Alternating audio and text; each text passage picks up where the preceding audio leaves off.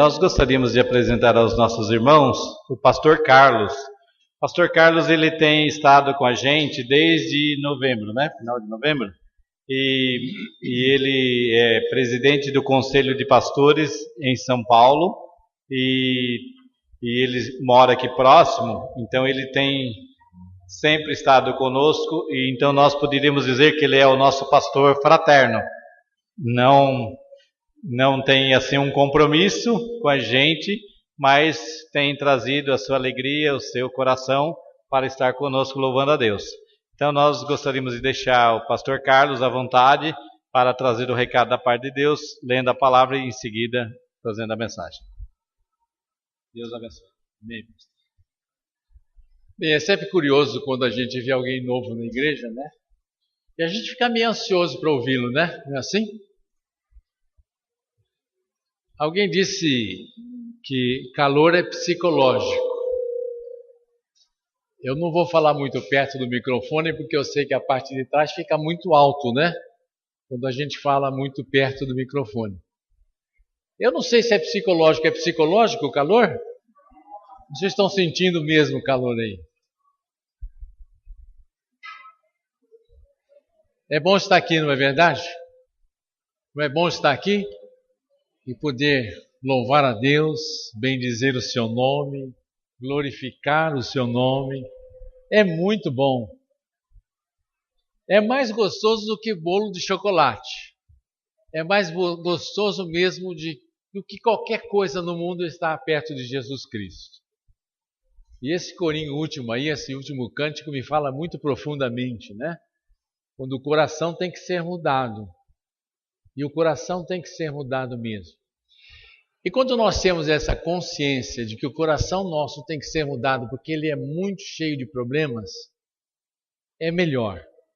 Quando nós temos a consciência de que nós precisamos mudar e precisamos ter uma vida diferente e melhor, é muito mais gostoso.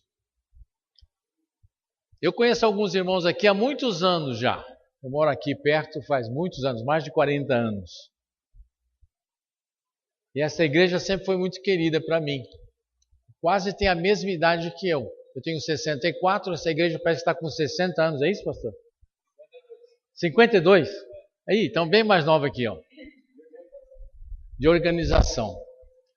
Quero agradecer ao pastor Tiago por ter me convidado, o reverendo Tiago, e também a presbítera Helena, que está aqui conosco. Essa é uma igreja de muitos jovens. Tem muita gente jovem aqui. Eu acho muito bom isso. Acho gostoso mesmo.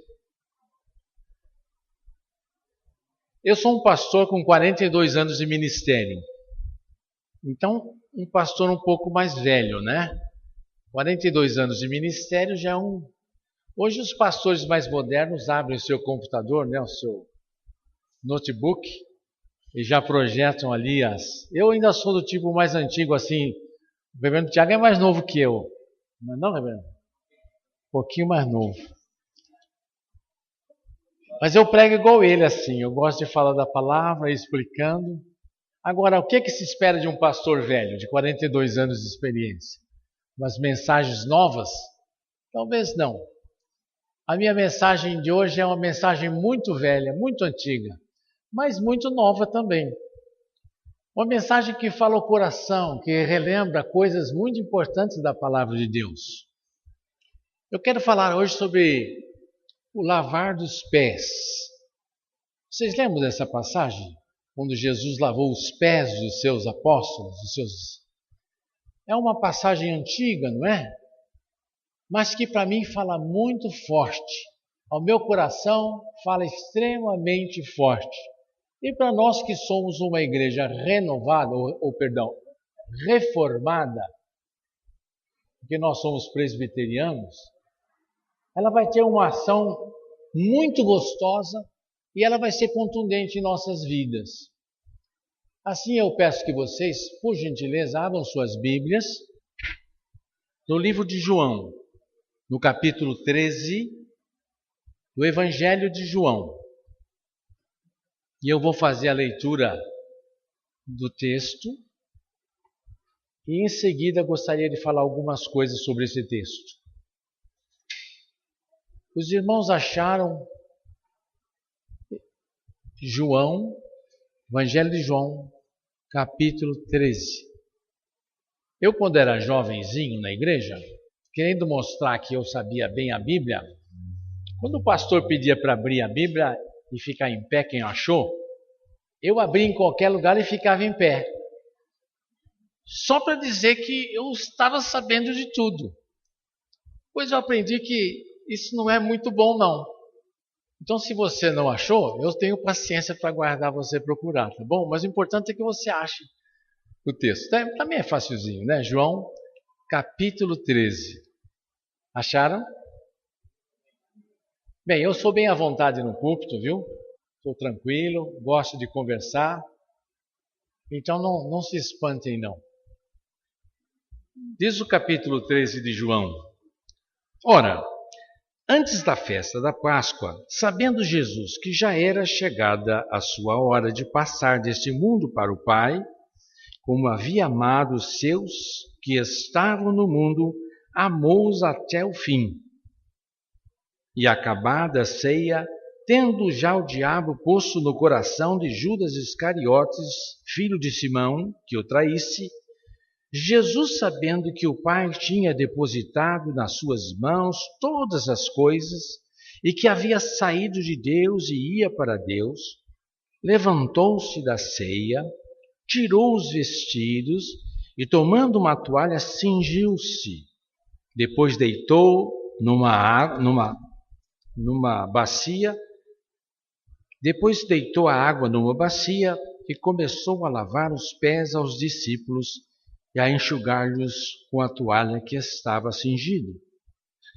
Aproximou-se, pois, de Simão Pedro, que lhe disse: Senhor, tu lavas os meus pés a mim?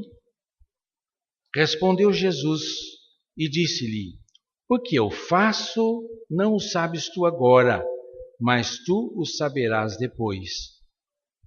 Disse-lhe Pedro: Nunca me lavarás os pés. Respondeu-lhe Jesus: Se eu não te lavar, não tens parte comigo. Disse-lhe Simão Pedro: Senhor, não só os pés, mas também as mãos e a cabeça. Disse-lhe Jesus: Aquele que está lavado não necessita de lavar senão os pés, pois no mais todo está limpo. Ora, vós estáis limpos, mas não todos. Porque bem sabia ele quem o havia de trair. Por isso disse: Nem todos estáis limpos.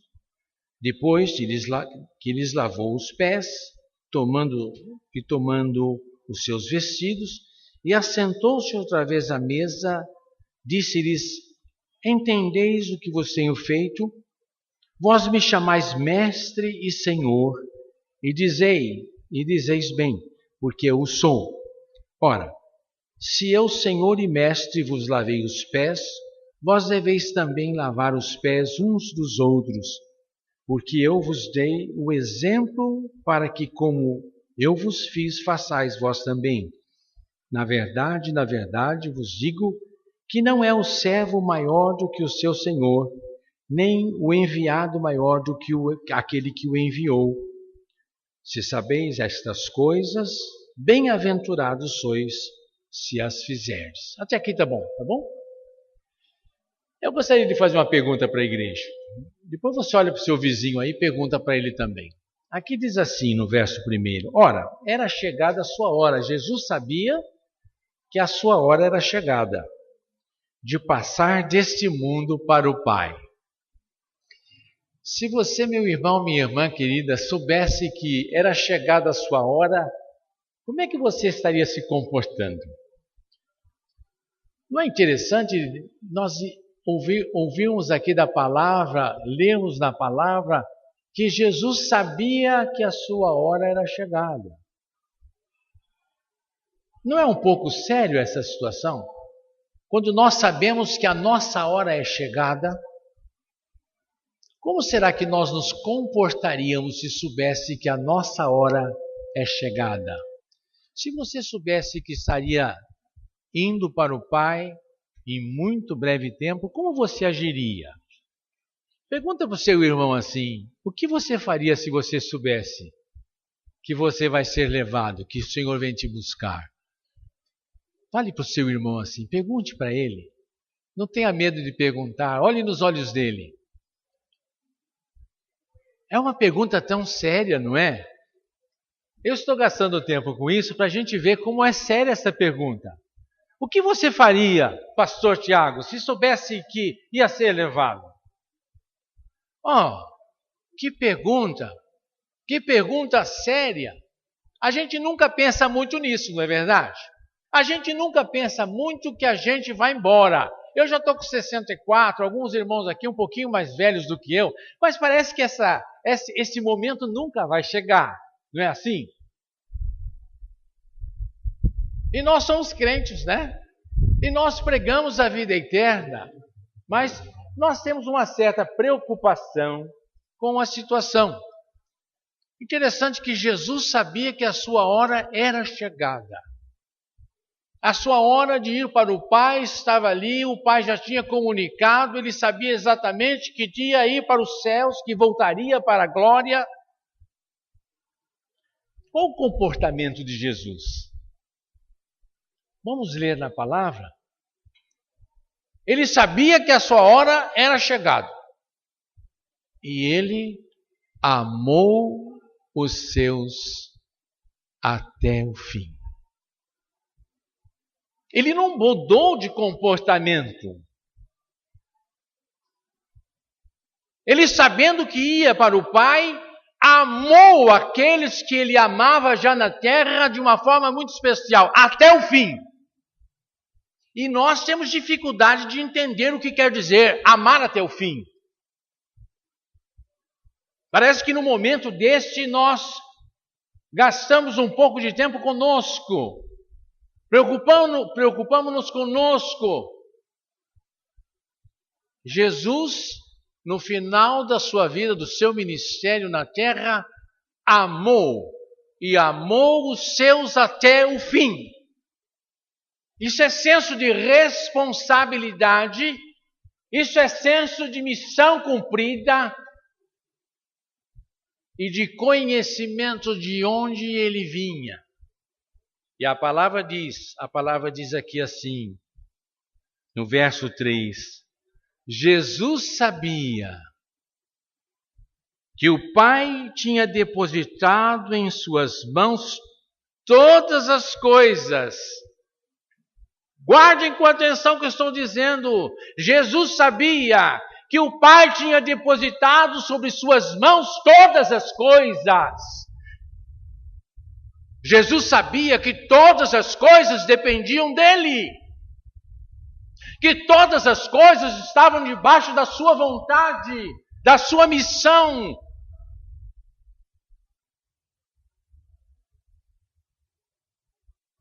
E que havia, a parte 2 do versículo 3, e que havia saído de Deus e ia para Deus. A certeza de Jesus, a paz que Jesus tinha em poder amar os seus até o fim, primeiro porque ele sabia que todas as coisas estavam na sua mão, mas também sabia que saiu de Deus e voltaria para o Pai. Tinha certeza daquilo que Deus, do comissionamento que Deus tinha dado a ele. Parece que às vezes nós temos dificuldade de entender a questão de sair e voltar para o Pai, morrer na realidade, porque temos medo de não termos cumprido nossa missão. Às vezes temos medo de não termos entendido perfeitamente a vontade de Deus e o chamamento de Deus para as nossas vidas. Às vezes começamos nesse momento a pôr em dúvida aquilo que nós fizemos como comissionados, como participantes do reino de Deus. Alguns talvez até põem em dúvida quanto à sua ida para o céu. Muitas pessoas têm insegurança de pensar na questão da morte exatamente porque têm dificuldade de entender que Jesus as salvou até o fim, que Jesus as amou até o fim. Ah, que coisa séria! Quando um crente tem insegurança de saber que Jesus morreu por ele,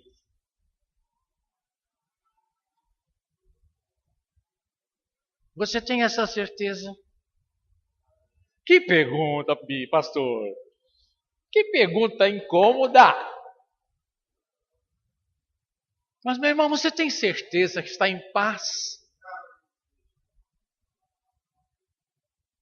É interessante, irmãos, que a nossa redenção é feita por um Jesus, um Senhor poderoso, que não nos solta, que não nos abandona. E Ele diz, ó, eu te amo. Que segurança, é o único que diz assim, né? Que segurança tem em Jesus? Pois nele gozo paz, vida e luz. Nessa noite de Santa Ceia, seria muito importante que nós tivéssemos essa visão clara de que nós somos de Jesus Cristo, de que nós somos salvos pelo sangue de Jesus e que esse sangue tem poder. Não depende muito do que você pensa, não depende muito do que eu penso, não depende muito das obras que nós fazemos, mas depende do sangue, do poder, do chamamento desse Jesus. A obra redentiva de Cristo, na verdade, não depende das nossas ações. Nós somos reformados e sabemos disso. Ele prometeu e Ele vai cumprir, porque Ele prometeu, está empenhado em fazê-lo. Ele tinha paz de saber que tinha sido chamado por Deus, que o seu ministério tinha terminado, e assim mesmo ele amou os seus discípulos até o fim. Ah, que coisa fantástica! Eu poder olhar para um Jesus assim, que tem convicção plena do seu ministério, do seu chamamento, da sua função. E o que ele fez? Não foi prepotente no final de sua vida, no final do seu ministério, ao contrário. Que coisa fantástica! Levantou-se da ceia. Levantou-se da ceia, da mesa onde estavam ceando. Chamou seus discípulos à parte e disse, venham aqui. Desvestiu-se, tirou a roupa, colocou uma toalha sobre si e começou a lavar os pés dos seus discípulos.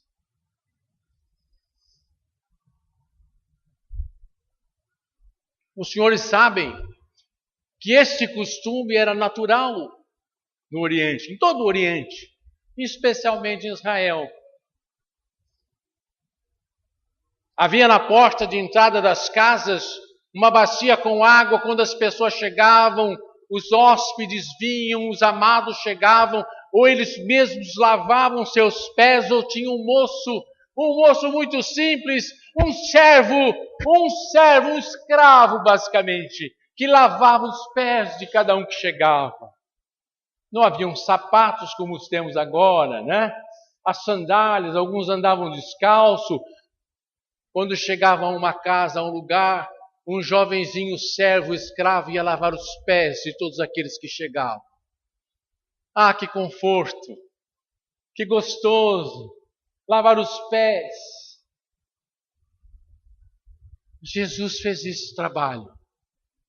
Tornou-se o menorzinho de todos que ali estavam comendo, ceando. E começou a lavar os pés dos discípulos. Um a um. Não como uma autoridade religiosa que pega um algodãozinho e passa no pé de alguém, no lava-pés. Jesus lavou os pés. Um a um. Que atitude humilde, não? De exemplo, educativa. Lavar os pés daqueles que eram seus discípulos. Misticamente falando, o lavar os pés também não só trazia conforto para as pessoas que chegavam de fora, como traziam também um mau agouro. Aqueles que chegavam de ter andado por lugares meio esquisitos, malignos. Então era um sinal também de purificação. O judeu tinha muito isso, até hoje nós vemos em Israel. lavar-se, banhar-se constantemente, purificar-se através da água, do banho. Era como se estivesse também tirando todos os caminhos. Lembram que Deus fala assim, olha, onde pisar a planta dos teus pés te tenho dado. É para pisar. É para pisar e tomar posse. Então, às vezes, aqueles pés vinham acumulados não só de sujeira e poeira, mas vinham também por caminhos muito mal andados. Jesus lava os pés, num simbolismo de purificação. Mas acontece uma coisa interessante, os senhores sabem disso, não é? Quando chega a vez de Pedro, que era tão sempre afoito, né? Pedro era meio agitado, nervoso, né? Ele, sabendo que aquela função era a função de um servo, de um escravo, de um menino, ele diz para Jesus, tu não vais lavar os meus pés. Ah, os meus não. Nos meus pés o Senhor não porá a mão. E Jesus olha para Pedro e diz assim, Pedro, se eu não te lavar os pés, não tens parte comigo no meu reino. Que forte! Se eu não te lavar os pés, se eu não te purificar, não tens parte comigo no meu reino. Ah, Senhor, e se é assim então, não só os pés, mas as mãos e a cabeça também. Oh, exagerado Pedro. E Jesus olha para ele e diz, não, Pedro, basta te lavar os pés, porque por inteiro, no inteiro, você está limpo, você já está lavado. Talvez ele quisesse dizer, você já foi batizado, você já recebeu a salvação, basta os pés, porque os pés precisam ser santificados. Hoje vamos tomar a Santa Ceia. Há uma igreja da super graça que diz que não é mais necessário tomar Santa Ceia, porque Jesus já fez tudo. Então, não precisa mais nada, só confessar Jesus, mas Jesus deixou este sacramento, a Santa Ceia, para ser tomada. Por que temos que tomar todo mês a Santa Ceia? Se já somos salvos. É exatamente como foi feito aqui. Jesus quis lavar os pés. É um ato de introspecção, de chegar à presença de Deus, de confessar, de consagrar-se, de reconsagrar-se. Para nós que somos reformados e cremos na predestinação e cremos na salvação que já nos foi dada definitivamente, o tomar a Santa Ceia é lembrar todo o tempo e humilhar-se na presença de Jesus, dizendo, Pai, o Senhor morreu por mim. Pai, obrigado porque o Senhor morreu por mim. Não é questão de salvação. Muitas pessoas creem que salvação é alcançada pela Santa Ceia ou pelo batismo, os sacramentos básicos da nossa igreja. Não. A salvação vem porque Jesus nos deu, nos chamou, mas precisamos fazer isso por uma questão de estarmos na presença de Deus nos renovando todo o tempo. Então hoje vamos tomar a Santa Ceia. Podia ser também a lavagem dos pés hoje, mas não é um sacramento de Jesus. Então este ato deve ser tido com muito cuidado, com muito carinho, com muita atenção, porque é uma determinação do Senhor Jesus Cristo. Que bom que você está aqui nessa noite. Que bom que nós estamos juntos nessa noite aqui. Que bom que este grupo que Deus trouxe está aqui nessa noite para celebrarmos a Santa Ceia juntos. Que bom que seu irmão está aí com você, que faz parte do mesmo corpo que você faz parte. Que bom que nós somos um corpo com Jesus Cristo. Isso é muito bom. Isso é muito bom. Que bom que esta igreja está com as portas abertas.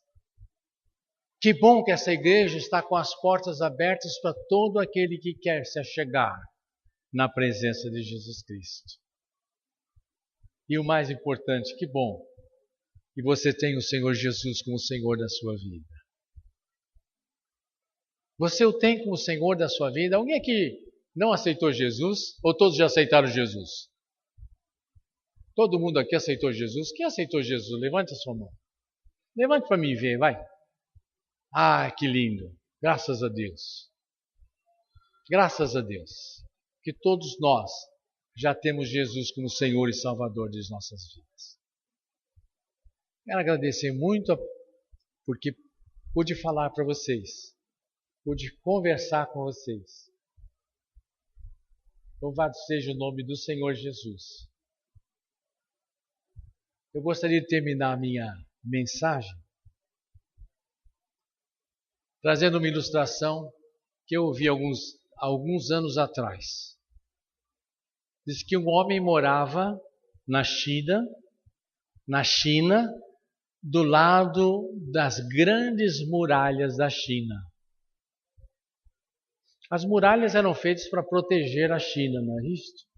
Do lado de fora, junto ao castelo do imperador, onde estava perto das muralhas, de um lado era o castelo, o grande palácio do imperador.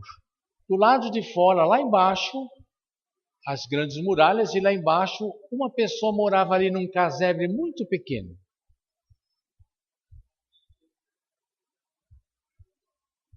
Aquela pessoa que morava lá embaixo costumava andar do lado do castelo, das muralhas, olhando para cima e tentando imaginar como seria o castelo, a residência do imperador da China. Em cima da muralha havia um moço também que andava muito bonito, muito bem vestido, e era o imperador da China, olhando para fora das muralhas. E muitas vezes o imperador olhou e viu aquele moço andando lá embaixo. E um olhava para o outro às vezes, caminhavam um pouco juntos, depois voltavam. O imperador pensou um dia assim: eu vou mandar buscar esse moço que mora fora da muralha, porque eu percebo que no coração dele há uma vontade muito grande de saber o que tem aqui em cima, como será o palácio aqui do imperador. E ele mandou o seu capitão de ordens até aquele casebre lá do lado das muralhas, dizer para aquele moço assim: moço, você se prepare, porque amanhã o grande imperador, a sua graça, o imperador da China vai recebê-lo no seu palácio. Então você se prepare. E aquele moço ficou muito perturbado pelo convite que lhe foi feito. No outro dia de manhã, ele nem conseguiu dormir à noite. Chegou o capitão da guarda, o capitão do imperador. Moço, vamos embora. O imperador o espera em pessoa. E aquele moço foi seguindo o capitão. Seguindo o capitão. Quando chegou nos portões de entrada do palácio, aqueles portões tão lindos, todos coloridos de aço e bronze e tantas coisas bonitas, abriram-se os portões e aquele moço ficou entusiasmado, mas estagnado com aquela beleza toda. E o capitão foi embora, foi andando, era costume dele andar por ali. Quando ele olha lá para frente, cadê o moço? Ele olha lá para trás, está o moço parado nos portões. E ele volta e fala: moço, o que você está fazendo nesses portões parados? Parado. Senhor capitão, eu nunca vi coisa tão linda. Os meus olhos estão aqui vendo uma coisa tão linda. Eu quero ver mais, eu quero conhecer, que coisa tão maravilhosa. O capitão olhou para aquele moço e disse: mas moço, você vai à presença da sua graça, do imperador da China, e você está parado nos portões. Vamos embora! E aquele moço continuou junto com o capitão. De repente o capitão olha do lado: cadê o moço? Está parado nas fontes de água. Aquelas fontes lindas, aquela coisa maravilhosa, aquelas figuras, aquelas imagens, aquela água transparente, cristalina. E o capitão fala: moço, o que você está fazendo aí, moço? Seu capitão, nunca vi coisa tão linda. Que águas, que coisa fantástica. Estou aqui admirando esta beleza. Mas, moço, você vai à presença do próprio imperador e você está parado nas fontes de água. O capitão anda mais um pouco, e os irmãos vão saber a história toda, se for contar é bem longa, né? Parou nas casas dos servos, parou nos estábulos, e o capitão já não aguentava mais. Vamos, moço! Quando chegou na porta da antessala, a antessala na porta já do grande gabinete, do grande lugar onde ficava o imperador, aquele moço ficou assim olhando. Quando abriram-se as portas, o imperador em pessoa estava ali olhando para aquele moço. O capitão conduziu até a frente do imperador. E o imperador sorriu para ele e disse: diga alguma coisa. Eu vejo que você olha para mim todos os dias lá da sua casinha. Eu pedi para vir aqui. Diga alguma coisa. Fale alguma coisa. E ele ficou quietinho, mudo. O imperador falou: mas eu estou falando para você dizer. Eu vejo que você tem curiosidade de conhecer o que acontece aqui. Eu trouxe você aqui, quero falar com você, que diga alguma coisa. E aquele moço quieto, mudo, totalmente mudo. O imperador fica bravo e diz: moço, eu estou dizendo para você falar. E aquele moço olha para o imperador e diz assim: eu quero morrer. Eu quero morrer. O imperador olha para ele: você quer morrer? Eu quero morrer. Mas eu faço tudo isso, trago aqui na minha presença e você quer morrer. Por que você quer morrer? E ele disse para o imperador assim: porque os meus olhos viram o que há de mais lindo na face da terra e eu não quero mais voltar para o meu casebre.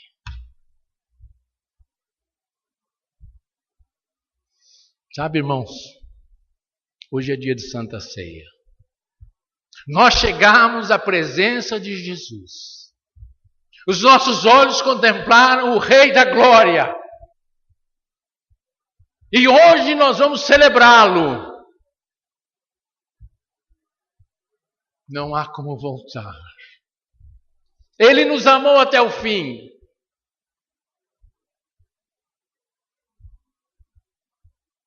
Nós estamos na presença do Rei. Meu irmão, você está na presença do Rei. A sua vida tem valor. A sua vida tem importância. Você é querido do Senhor. Você é povo especial de Deus. Ele morreu por você na cruz do Calvário. Derramou o seu sangue por causa de você, por minha causa. Esse é o nosso imperador. Esse é o nosso Rei. Então vamos, nesta noite, celebrá-lo com alegria, porque em breve nós estaremos com Ele, porque em breve nós o veremos face a face. Tenha paciência, tenha paz, tenha certeza de que você estará com Ele, porque Ele prometeu. Não desconfie de Jesus. Deixa Ele te lavar os pés. E depois ele pergunta no final: entendei o que vos fiz? Fazei o igual. Vamos fazer igual. Vamos servir os nossos irmãos. Vamos ser bênçãos nas mãos do Senhor Jesus. Que Deus te abençoe, que te guarde. Pastor Reverendo Tiago, muito obrigado por esse momento.